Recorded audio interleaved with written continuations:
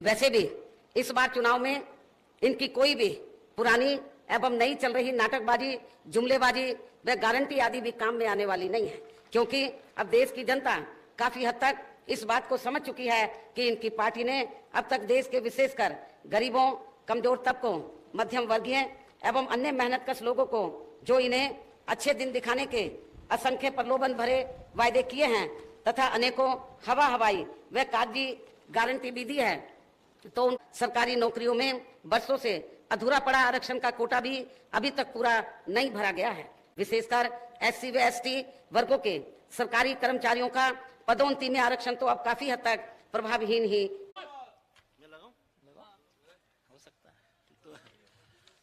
भाई खाना खा के आए हो, तेज आवाज में नारे लगाओ।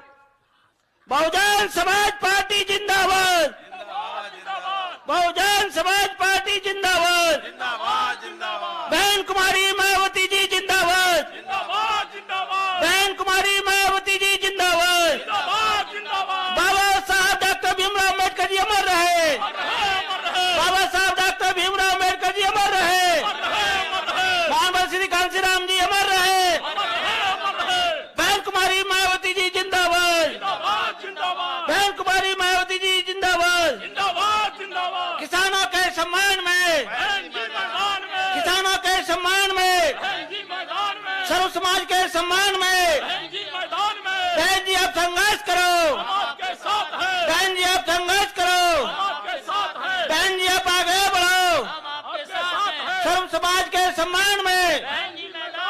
बीएसपी की क्या पहचान, बीएसपी की क्या पहचान, बहुजन समाज पार्टी जिंदाबाद, बहुजन समाज पार्टी जिंदाबाद, बहन कुमारी मायावती जी जिंदाबाद, बाबा साहब डॉक्टर भीमराव अम्बेडकर जी अमर रहे, महात्मा श्री कांशीराम जी अमर रहे, बहन कुमारी मायावती जी जिंदाबाद, बहन कुमारी मायावती जी जिंदाबाद।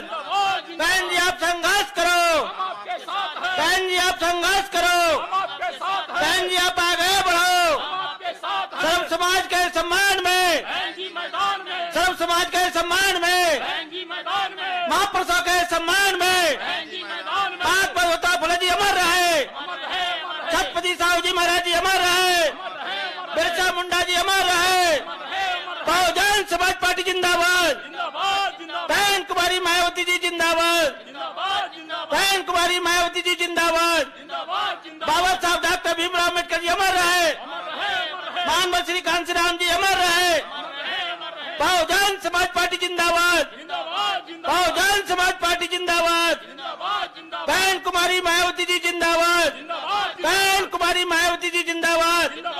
बहन जी आप संघर्ष करो, बहन जी आप आगे बढ़ो, सर्व समाज के सम्मान में, सर्व समाज के सम्मान में। बीएसपी की क्या पहचान, बीएसपी की क्या पहचान, बहुजन समाज पार्टी जिंदाबाद, बहुजन समाज पार्टी जिंदाबाद, बहन कुमारी मायावती जी जिंदाबाद, बहन कुमारी मायावती जी जिंदाबाद। बहन जी आप संघर्ष करो, बहन जी आप आगे बढ़ो, किसानों के सम्मान में, नारी के सम्मान में, महापुरुषों के सम्मान में। बाबा साहब अमर रहे, महात्मा ज्योतिबा फुले जी अमर रहे, महात्मा श्री कांशीराम जी अमर रहे, बहन कुमारी मायावती जी जिंदाबाद, बहन कुमारी मायावती जी जिंदाबाद। बहन जी आप संघर्ष करो, बहन जी आप आगे बढ़ो, बहन कुमारी मायावती जी जिंदाबाद, बहन कुमारी मायावती जी जिंदाबाद। बहन जी आप संघर्ष करो, बहन जी आप संघर्ष करो, सर्व समाज के सम्मान में, सर्व समाज के सम्मान में। बीएसपी की क्या पहचान, बीएसपी की क्या पहचान, बहुजन समाज पार्टी जिंदाबाद, बहुजन समाज पार्टी जिंदाबाद, बहन कुमारी मायावती जी जिंदाबाद, बहन कुमारी मायावती जी जिंदाबाद, बाबा साहब डॉक्टर भीमराव अम्बेडकर जी अमर रहे, बाबा साहब डॉक्टर भीमराव अम्बेडकर जी अमर रहे। महान श्री कांशीराम जी अमर रहे। महान श्री कांशीराम जी अमर रहे। बहुजन समाज पार्टी जिंदाबाद। बहुजन समाज पार्टी जिंदाबाद। बहन कुमारी मायावती जी जिंदाबाद। बहन जी आप संघर्ष करो। बहन जी आप आगे बढ़ो। सर्व समाज के सम्मान में, सर्व समाज के सम्मान में बीएसपी की क्या पहचान, बीएसपी की क्या पहचान। बहुजन समाज पार्टी जिंदाबाद। बहुजन समाज पार्टी जिंदाबाद। बहन कुमारी मायावती जी जिंदाबाद। बहन जी आप संघर्ष करो। बहन जी आप आगे बढ़ो। बाबा साहब डॉक्टर भीमराव अम्बेडकर जी अमर रहे। बाबा साहब डॉक्टर भीमराव अम्बेडकर जी अमर रहे। महान श्री कांशीराम जी अमर रहे। महान श्री कांशीराम जी अमर रहे। बहुजन समाज पार्टी जिंदाबाद। बहुजन समाज पार्टी जिंदाबाद।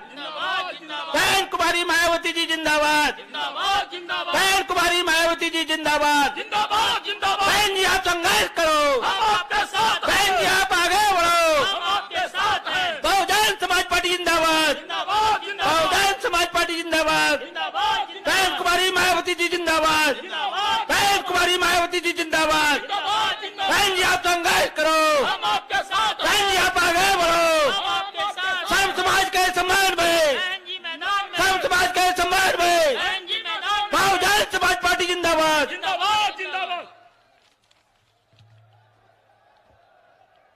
आज रीवा की सरजमी पर देश में सामाजिक क्रांति की महानायिका, मान सम्मान व स्वाभिमान की प्रतीक बहुजन समाज पार्टी की राष्ट्रीय अध्यक्ष, देश के सबसे बड़े सूबे उत्तर प्रदेश की 4 बार मुख्यमंत्री रही, पूर्व सांसद आदरणीय बहन जी हम सब के बीच में रीवा के लोकसभा प्रत्याशी श्री अभिषेक पटेल जी, सतना के लोकसभा के प्रत्याशी श्री नारायण त्रिपाठी जी एवं समस्त मध्य प्रदेश के प्रत्याशियों के समर्थन में आज विशाल चुनावी जनसभा को संबोधित करेंगी। आप सभी लोग आदरणीय बहन जी का जोरदार तालियों के साथ में स्वागत अभिनंदन करेंगे। साथ ही हमें पार्टी के वरिष्ठ गण व रीवा के प्रत्याशी श्री अभिषेक पटेल जी आदरणीय बहन जी को मुकुट भेंट कर स्वागत व अभिनंदन करेंगे।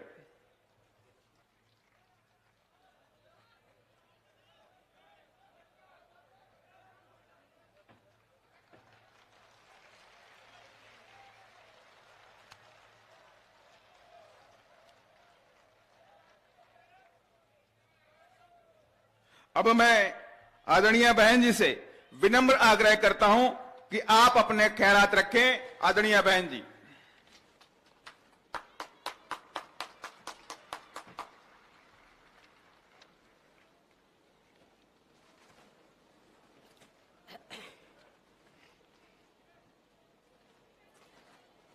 बीएसपी के इस चुनावी जनसभा में इकट्ठा हुए पार्टी के सभी छोटे बड़े पदाधिकारी एवं कार्यकर्तागण, आज आप लोग देश में व यहाँ आपके मध्य प्रदेश स्टेट में भी लोकसभा के लिए हो रहे आम चुनाव में अपनी पार्टी के उम्मीदवारों के समर्थन में मुझे सुनने के लिए यहाँ इकट्ठा हुए हैं, तो उसके लिए मैं आप सभी लोगों का हार्दिक दिल से आभार प्रकट करती हूँ। वैसे आप लोगों को ये मालूम है कि हमारी पार्टी कांग्रेस, बीजेपी व अन्य किसी भी विरोधी पार्टी के साथ मिलकर नहीं, बल्कि अकेले ही खासकर यहाँ अपने गरीबों, मजदूरों, दलितों, आदिवासियों, पिछड़े वर्गों, मुस्लिम व अन्य अक़लियतों के बलबूते पर ही ये चुनाव लड़ रही है। जो इनमें से पार्टी से जुड़े ये लोग अपनी पार्टी के उम्मीदवारों को जिताने में पूरे जी जान से लगे हुए हैं। हालांकि आज आपके यहाँ इकट्ठा हुई भीड़, वह भीड़ के जोश को भी देखकर अब मुझे भी ये काफी हद तक भरोसा हो गया है कि इस बार आप लोग इस चुनाव में यहाँ अपने प्रदेश से अपनी पार्टी का बेहतर रिजल्ट जरूर लाएंगे।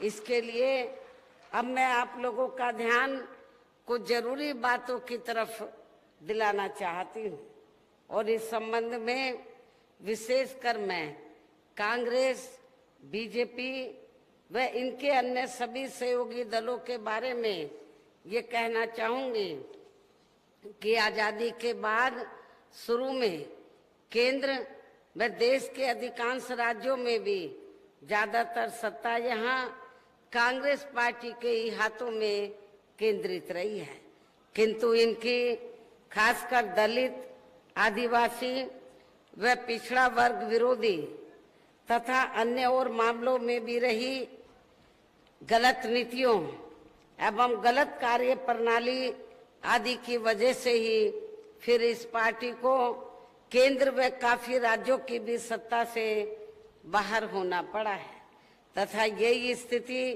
इनकी सहयोगी पार्टियों की भी बनी रही है, जिस कारण ही फिर बीएसपी को बनाने की जरूरत पड़ी है।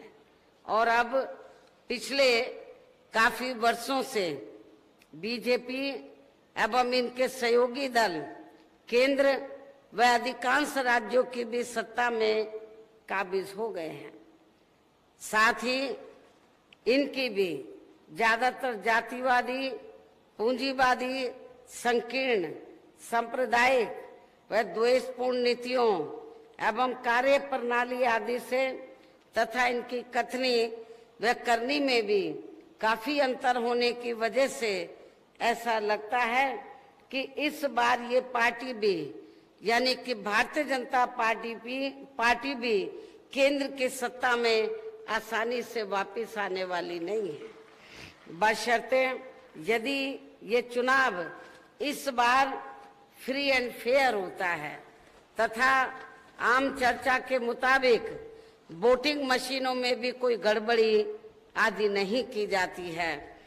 और वैसे भी इस बार चुनाव में इनकी कोई भी पुरानी एवं नई चल रही नाटकबाजी, जुमलेबाजी व गारंटी आदि भी काम में आने वाली नहीं है, क्योंकि अब देश की जनता काफी हद तक इस बात को समझ चुकी है कि इनकी पार्टी ने अब तक देश के विशेषकर गरीबों, कमजोर तबकों, मध्यम वर्गीय एवं अन्य मेहनतकश लोगों को जो इन्हें अच्छे दिन दिखाने के असंख्य प्रलोभन भरे वायदे किए हैं तथा अनेकों हवाई व कागजी गारंटी भी दी है, तो उनका जमीनी हकीकत में अभी तक भी इन्होंने लगभग 1/4 हिस्सा भी कार्य पूरा नहीं किया है, बल्कि इसके स्थान पर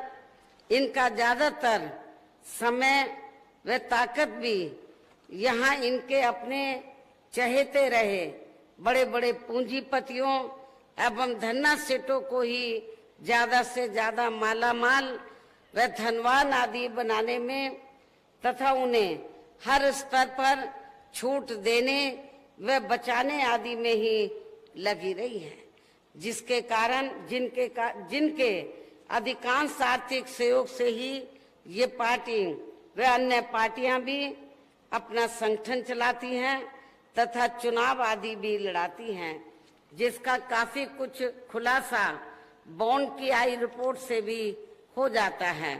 इसके साथ ही अब ऐसा लगता है कि कांग्रेस पार्टी की तरह ही बीजेपी ने भी केंद्र की तमाम सरकारी जांच एजेंसियों का ज्यादातर राजनीतिकरण ही कर दिया है।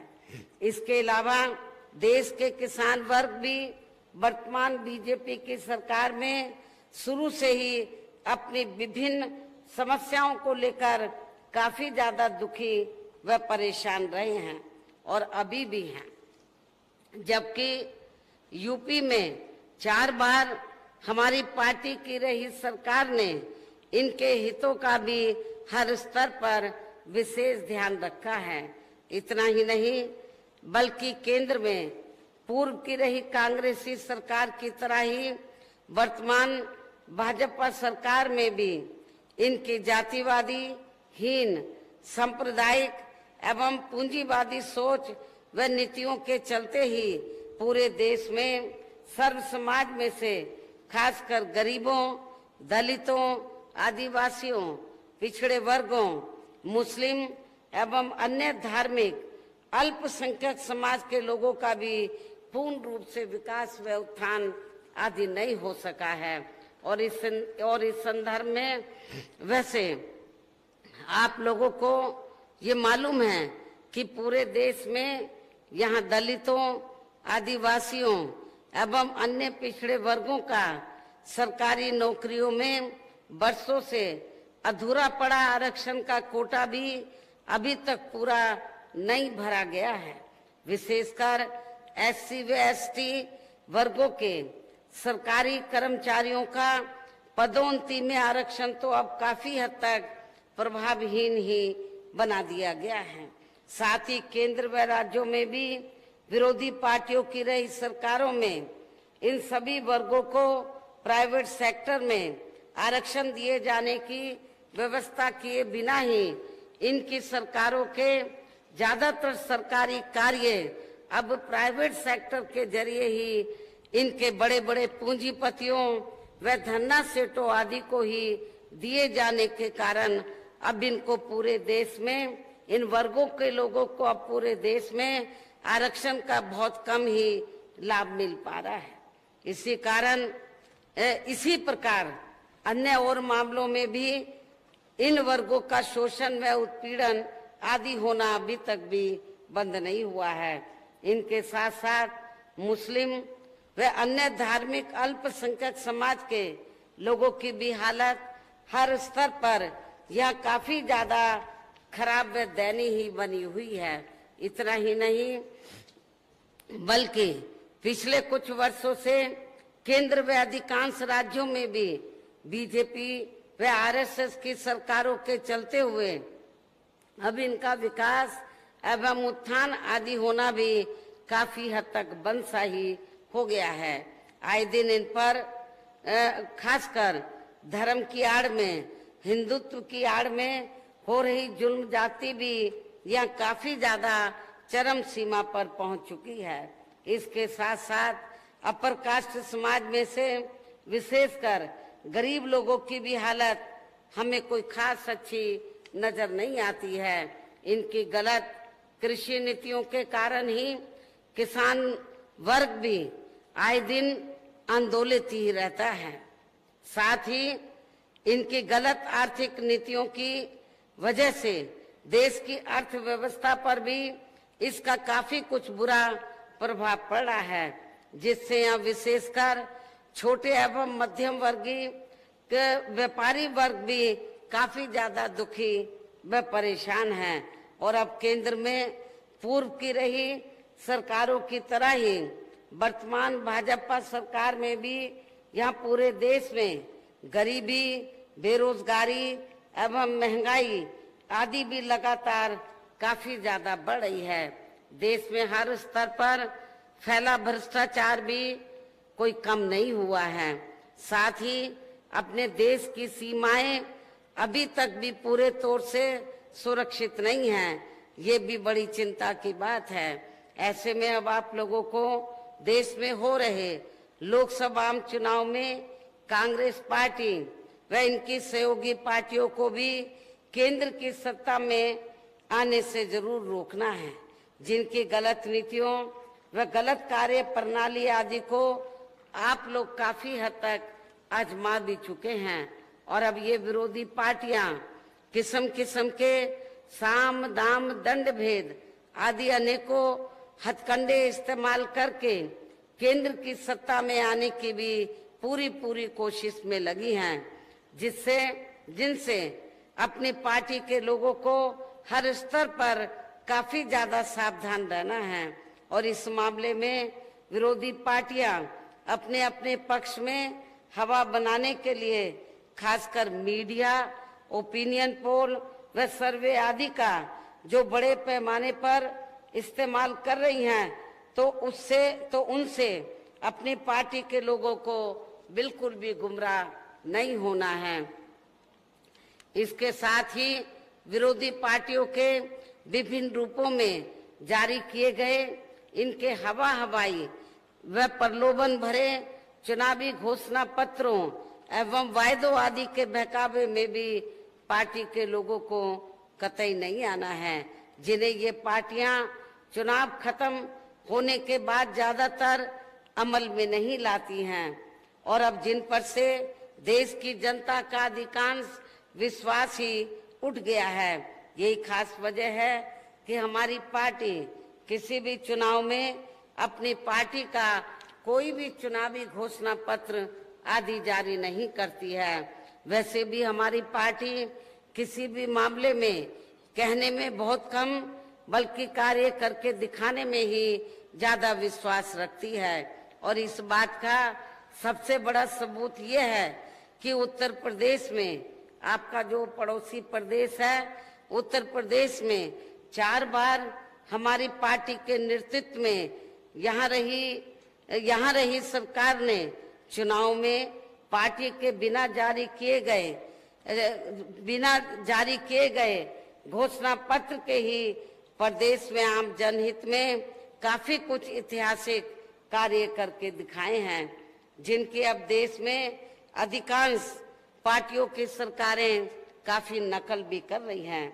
जबकि इस मामले में हमारी पार्टी का ये कहना है कि यदि इन पार्टियों के स्थान पर केंद्र में हमें अपनी पार्टी की सरकार बनाने का मौका मिलता है, तो तब फिर हमारी पार्टी की बनी सरकार केंद्र में यहाँ अब तक रही सभी विरोधी पार्टियों की सरकारों की तरह केवल हवाई व कागजी कार्य आदि नहीं करेगी, बल्कि उत्तर प्रदेश की तरह ही जमीनी हकीकत में ठोस कार्य करके दिखाएगी, हर स्तर पर ठोस कार्य करके दिखाएगी। और इस संदर्भ में खासकर मैं ये कहना चाहूंगी कि केंद्र द्वारा देश में पिछले कुछ समय से अति गरीब परिवारों को अस्थायी तौर पर फ्री में जो थोड़ी सी खाद्य सामग्री दी जा रही है, तो उससे इनका स्थायी तौर पर भला होने वाला नहीं है और वैसे भी इनकी ये जटिल समस्या देश में हर हाथ को काम देने से ही केवल दूर हो सकती है, जिसकी तरफ हमारी पार्टी की बनी सरकार विशेष ध्यान देगी। और इस संबंध में यहाँ मैं आप लोगों को ये कहना चाहूंगी कि पिछले कुछ समय से भारतीय जनता पार्टी की सरकार, केंद्र की भारतीय जनता पार्टी की सरकार तो फ्री में थोड़ी सी खाद्य सामग्री गरीब परिवारों को देकर, तो उसके बदले में जब चुनाव आता है, चाहे असेंबली का हो या पार्लियामेंट का, तो चुनाव के दौरान फिर बीजेपी व आरएसएस के लोग गांव-गांव में जाकर यही प्रचार करते हैं कि देखो मोदी जी की सरकार ने आपको फ्री में राशन दिया है, आपको नमक, चावल, आटा दिया है, आपका फर्ज बनता है, आपके ऊपर मोदी जी का बहुत कर्ज है, इस कर्ज को आपको वोट के बदले में अदा करना है। ये प्रचार करके उन गरीब लोगों को गुमराह करते हैं, जबकि गरीब लोगों को ये मालूम होना चाहिए, उनको जो फ्री में थोड़ा सा भी राशन दिया जा रहा है, जो भी सुविधाएं दी जा रही हैं, मोदी जी या भारतीय जनता पार्टी कोई अपनी जेब से नहीं दे रही है सुविधा, बल्कि जो गरीब जनता या पूरे देश की जनता जो टैक्स देती है, उस टैक्स के पैसे से ही आप लोगों को ये खाद्य सामग्री दी जाती है और सुविधाएं दी जाती है। तो इसके लिए आपको ये जो हमें कर्ज अदा करना है, हमने नमक खाया मोदी जी का, इसके चक्कर में आप लोगों को गुमराह नहीं होना है। साथ ही देश में पिछले काफी वर्षों से आए दिन बढ़ रही गरीबी, बेरोजगारी व महंगाई आदि से भी जनता बहुत ज्यादा परेशान है, जिसे भी आर्थिक नीतियों में तब्दीली करके हमारी सरकार द्वारा जरूर दूर किया जाएगा। धर्म की भी आड़ में, हिंदुत्व की भी आड़ में पिछले कुछ वर्षों से खासकर मुस्लिम समाज के लोगों का द्वेष की भावना से जो इनका काफी ज्यादा शोषण व उत्पीड़न आदि किया जा रहा है, तो इसे भी जरूर रोका जाएगा। कहने का तात्पर्य यह है कि देश में इस समय हो रहे लोकसभा चुनाव में विरोधी पार्टियों के जारी किए गए उनके हवाई व प्रलोभन भरे चुनावी घोषणा पत्रों आदि के बहकावे में अब यहाँ खासकर देश के अति गरीबों, मजदूरों, बेरोजगारों एवं अन्य जरूरतमंद लोगों को बिल्कुल भी नहीं आना है। और अब इन्हें ऐसी सभी विरोधी पार्टियों को केंद्र की सत्ता में आने से जरूर रोकना है, जिनकी कथनी व करनी में काफी अंतर रहा है तथा जिन्हें ये लोग बरसों से काफी आजमा भी चुके हैं।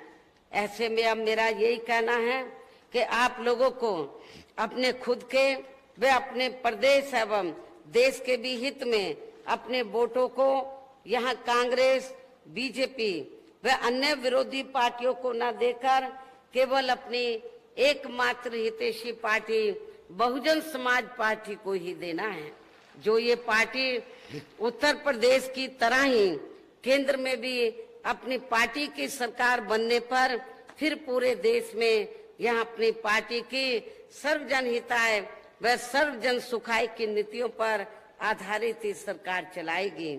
इसके साथ साथ केंद्र से जुड़ी आपके क्षेत्र की जो भी यहाँ स्थानीय समस्याएं होंगी तो उन्हें भी फिर दूर करने का हर संभव पूरा प्रयास किया जाएगा। साथ ही यहाँ गरीबों, मजदूरों, बेरोजगारों, कर्मचारियों, किसानों, छोटे व्यापारियों एवं अन्य मेहनतकश लोगों के हितों का भी विशेष ध्यान रखा जाएगा। सर्व समाज में से खासकर दलितों, आदिवासियों, पिछड़े वर्गों, मुस्लिम व अन्य धार्मिक अल्पसंख्यक समाज के लोगों के विकास व उत्थान के साथ साथ हर स्तर पर इनकी सुरक्षा आदि के लिए भी प्रभावी कदम उठाए जाएंगे। और तभी फिर यहाँ वास्तव में अपने देश के महान संतों, गुरुओं व महापुरुषों में भी विशेषकर महात्मा ज्योतिराव फुले, श्री छत्रपति शाहू जी महाराज, श्री नारायण गुरु, बाबा साहब डॉक्टर भीमराव अंबेडकर एवं मान्यवर श्री कांशीराम जी आदि का अधूरा राज सपना जरूर साकार हो सकता है, जिनको यूपी में हमारी पार्टी की रही सरकार द्वारा हर स्तर पर पूरा आदर सम्मान दिया गया है।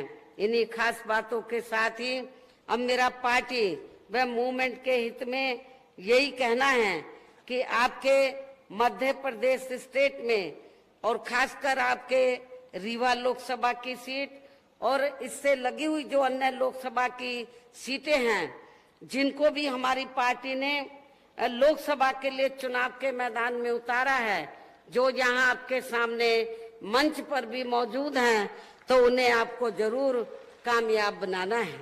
जो आपके सामने खड़े हैं, मंच पर भी मौजूद हैं, तो उन्हें आपको जरूर कामयाब बनाना है, जिसके लिए यहाँ पार्टी के केंद्रीय व स्टेट के कोऑर्डिनेटर तथा स्टेट की पूरी कमेटी व यहाँ के अन्य सभी स्तर के छोटे बड़े पदाधिकारी एवं कार्यकर्तागण आदि पूरे जी जान से लगे हुए हैं।